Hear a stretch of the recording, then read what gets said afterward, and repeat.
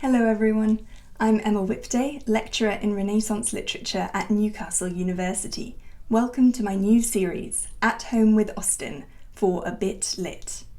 Those of you who are familiar with my earlier series, Stay at Home Shakespeare, will know that I'm not actually an Austen expert. I work on Shakespeare and Renaissance literature, but I am a huge Austen fan. And I've also adapted two of Austen's novels, Sense and Sensibility and Emma, for the stage as a playwright. And in this series, I want to explore my Austen obsession with a particular focus on my main area of interest, the home, to think about how the spaces of the house, the structures of the household, and ideas about the family shaped Austen's storytelling in her novels. And because Austen isn't my main area of expertise, I'm also going to invite some Austen experts to help me out and to talk to me about their research and interests and why they think that Austen has such an enduring appeal today. But before we get started, I'm going to sadly have to remove my bonnet. I couldn't resist the excuse to wear it, but this series is about being at home with Austen, and women at home in Austen's period didn't actually wear their bonnets indoors. So let's get started by thinking about Northanger Abbey and the horror story. Now, Northanger Abbey might seem like a slightly strange place to start this series. It's not one of Austen's most popular novels, and it wasn't published until after her death, when it was published with her final novel, Persuasion. But it was the first novel that Austen actually completed. She'd been working on various novels and various drafts, and she sent this novel to a publisher who bought it, but then failed to publish it. Perhaps because it's a very strange novel. It contains the love story and the social satire that we might expect from Austen, but it's also a parody of Gothic horror. The Gothic novel was an extremely popular genre in Austen's period, particularly among young female readers, and there was a lot of anxiety about the unhealthy ideas and desires it might be perpetuating, because the Gothic novel dealt with hysteria, madness, family secrets, murder, blood, horror, ghosts, the supernatural, and all sorts of things that were thought of as unsuitable reading for the easily overexcited imaginations of young ladies. So it's interesting that this is where Austen started. This was the first work she sent out for publication, a novel that makes fun of that, but that also uses some of the tropes, some of the methods of Gothic literature to hook the reader. So I want to suggest that essentially Northanger Abbey uses horror stories, uses Gothic storytelling, even as it makes fun of it. And a lot of that Gothic storytelling is centred on the house.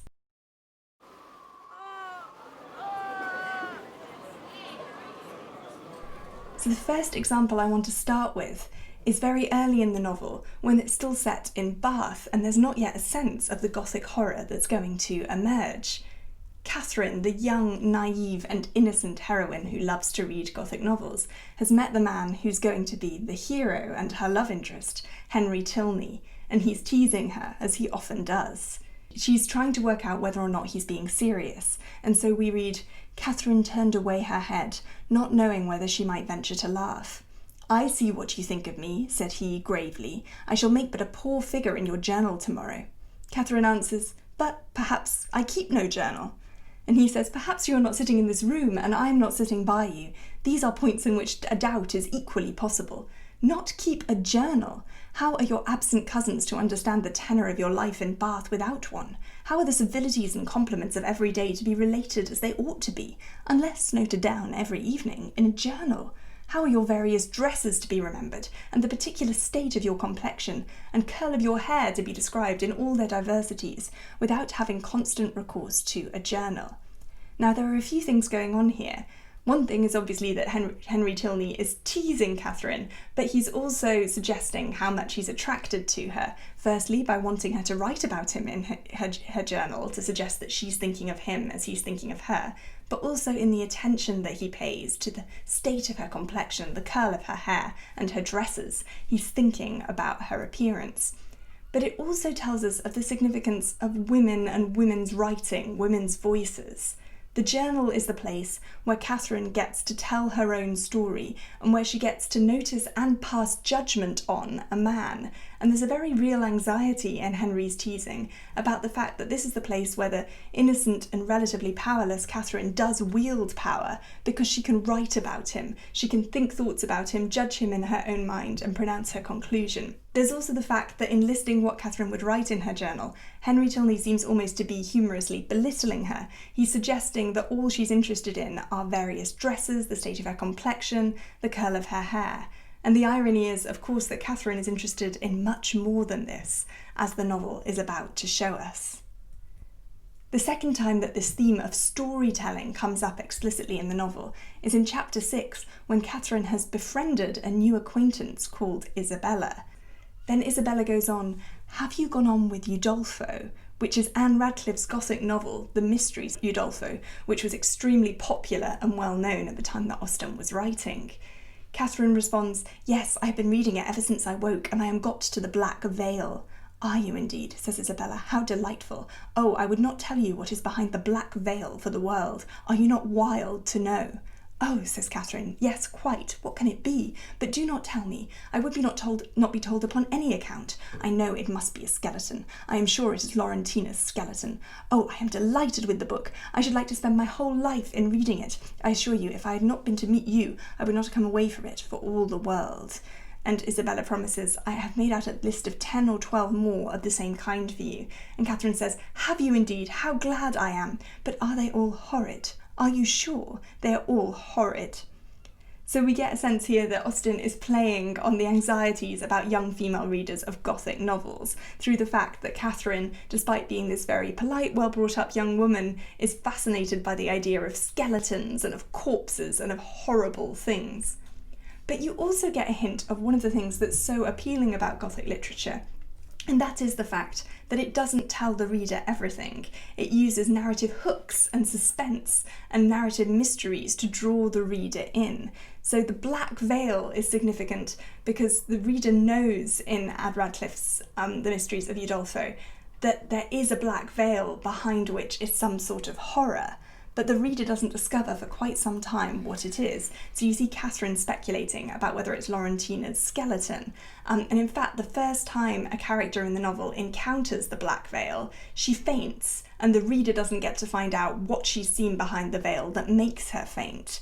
And you can see this in popular illustrations of the novel. So here's an 1823 illustration where a woman is fearfully drawing back the black veil, and the image behind the veil is hidden from the person viewing the illustration, just as the knowledge of what's behind the black veil is hidden from the reader. We just know it's something too horrible to imagine that produces fainting. And then later in the novel, we actually get to find out what's behind the black veil. So here, quoting from Anne Radcliffe's The Mysteries of Udolpho, "It may be remembered that in a chamber of Udolpho hung a black veil, whose singular situation had excited Emily's curiosity, and which afterwards disclosed an object that had overwhelmed her with horror. For on lifting it there appeared, instead of the picture she had expected, within a recess of the wall, a human figure of ghastly paleness, stretched at its length and dressed in the habiliments of the grave. What added to the horror of the spectacle was that the face appeared partly decayed and disfigured by worms, which were visible on the features and hands. On such an object it will be readily believed that no person could endure to look twice." So there's a real delight in the gruesome details here, and you'll see how the reader's been gradually led to this sort of pitch of expectation and excitement through not knowing what's behind the veil, before eventually being greeted with a horrible description that is at least as horrid as Catherine could have wished. However, the interesting thing here is the figure that Emily sees is later revealed to not be a corpse at all. It's a waxwork designed to look like a corpse. So even when the narrative mystery at the centre of the novel seems to be revealed, it's eventually revealed to be a trick and in fact to be something else. And these are the kinds of mysteries and tricks and suspenseful hooks that Austen uses in Northanger Abbey. So there's a sense that the black veil is actually a really helpful metaphor for Austen's own narrative techniques, how she uses the unknown and gets the reader's imagination and Catherine's imagination to work on it in order to produce a sense of horror. But of course, because this isn't actually a horror story, but a parody of the horror story, the final revelation is that the things that Catherine is seeking are not horrible at all. And one can get a sense of how this is working when the novel first shifts to Northanger Abbey, because Catherine is invited there to visit Henry Tilney, her love interest, and his family. When Catherine first hears about Northanger Abbey, Austen tells us these were thrilling words and wound up Catherine's feelings to the highest point of ecstasy. So there's a sense that already just the idea of this abbey, which is a sort of perfect Gothic setting because it's an old, mysterious building, very large, with many rooms and boundaries that can be used as part of the storytelling, but that's had one use as an abbey, as a sort of holy place, and now has another use as a private house. And there's a sense that the past traumas in that shift after the dissolution of the monasteries from abbey to home perhaps has some darker resonances that make it a really appropriate Gothic setting. And Catherine talks to Henry about how appropriate it is. She says, "Is it not a fine old place, just like one reads about?" So we get a sense here of how much Catherine interprets the world through what she reads. She's very inexperienced, but she's read a lot, so novels shape her experience of reality and her expectations of the narrative she finds herself in. Henry responds, "And are you prepared to encounter all the horrors that a building such as what one reads about may produce? Have you a stout heart, nerves fit for sliding panels and tapestry?" And sliding panels and tapestries are significant, partly because they're features of an old building like this, but also because they have a role like that of the black veil, of sort of creating a structure for the narrative where things are hidden further in the house, further in the room, hidden behind panels, behind tapestries. Henry continues in teasing her, saying, "You will probably have a violent storm.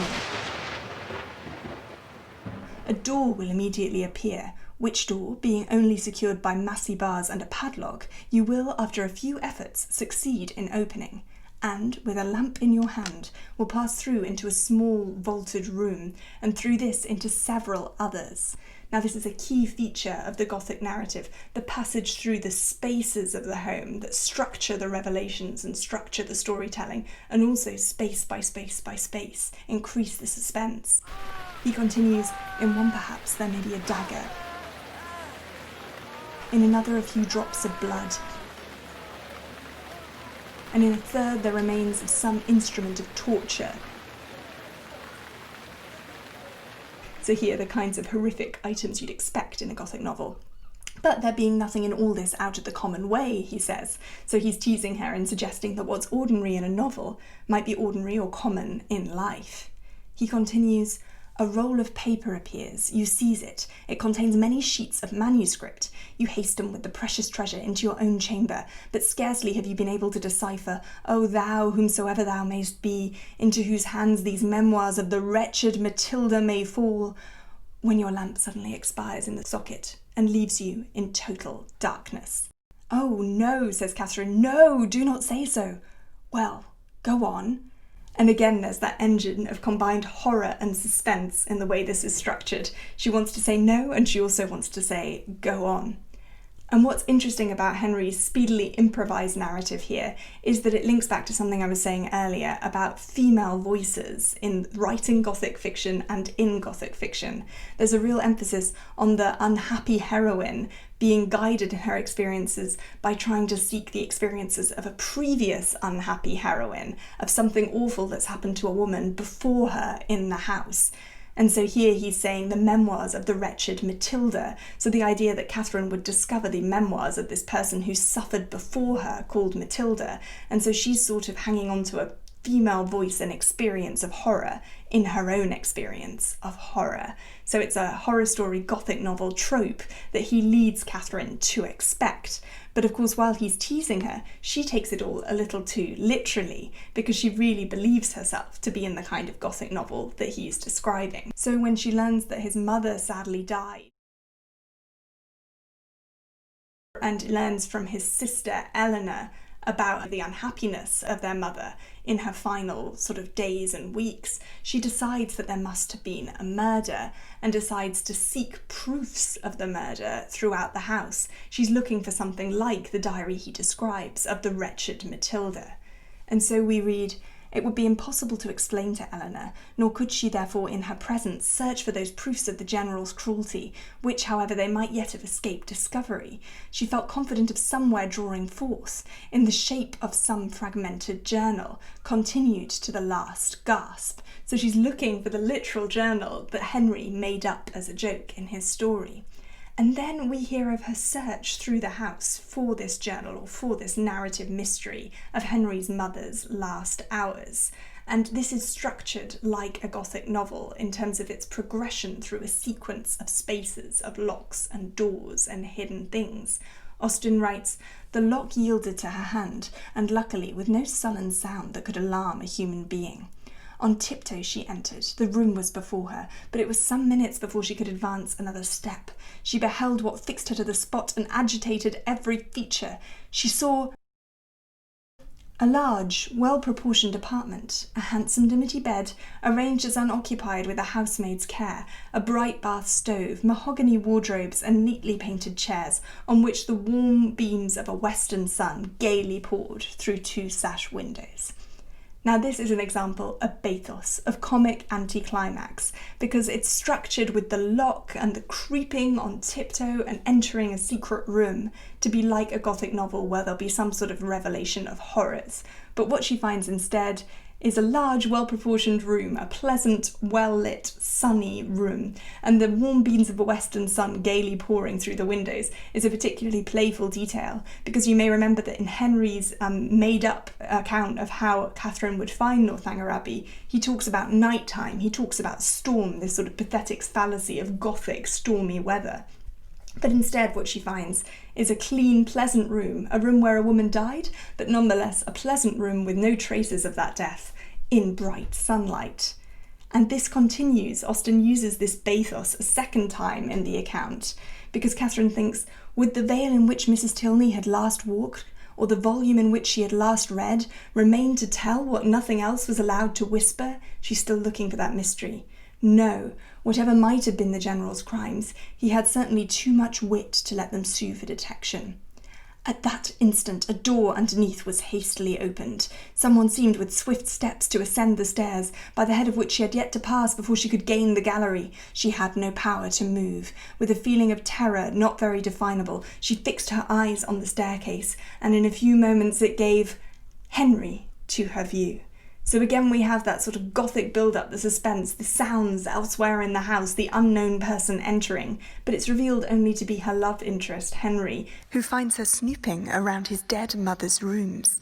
"Mr. Tilney," she exclaimed in a voice of more than common astonishment. He looked astonished too. "How came you up that staircase?" "How came I up that staircase?" he replied, greatly surprised. "Because it is the nearest way from the stable-yard to my own chamber, and why should I not come up it?" So again we have that pathetic anticlimax. She expects to see something horrible, and instead she sees the man she loves. She expects some great mystery, and instead she gets the most prosaic, quotidian, everyday detail possible. He came up the staircase because it was a shortcut from the stables. And so Austen is playing on our expectations as a reader of that kind of fiction, and also on Catherine's expectations that she's in a Gothic novel. But Austen still uses those Gothic structures to create the suspense in her novel, and in the end there is a narrative mystery at the heart of the novel. It just isn't gruesome or bloody or about domestic murder or marital neglect. What it is about is a greedy man who thinks that Catherine is an heiress and therefore wishes her to marry his son, and then sends her away from Northanger in disgrace when he discovers that she doesn't have money. So the mystery at the heart of the novel is one of human emotions and of social pressures, of financial pressures, of money, of the everyday world, of the world that Austen finds interesting, even without the horrors of the Gothic novel. So to take us back from a moment to Catherine's journal that Henry Tilney imagined, which is full of those everyday details of dresses and complexion and hair, and which Catherine isn't that interested in, because what she's really interested in is this Gothic horror story. In fact, Austen shows us that it's the everyday world that's the most interesting, and she makes the everyday world, through the structures of a Gothic horror story, really matter and become interesting in this novel. And the everyday world continues to be a world she'll focus on and make interesting in all her novels. That's all from me today, so thank you very much for watching, and please do join me next week when I will be joined by Austen expert Jessica Volz to talk about the female gaze in Austen's novels.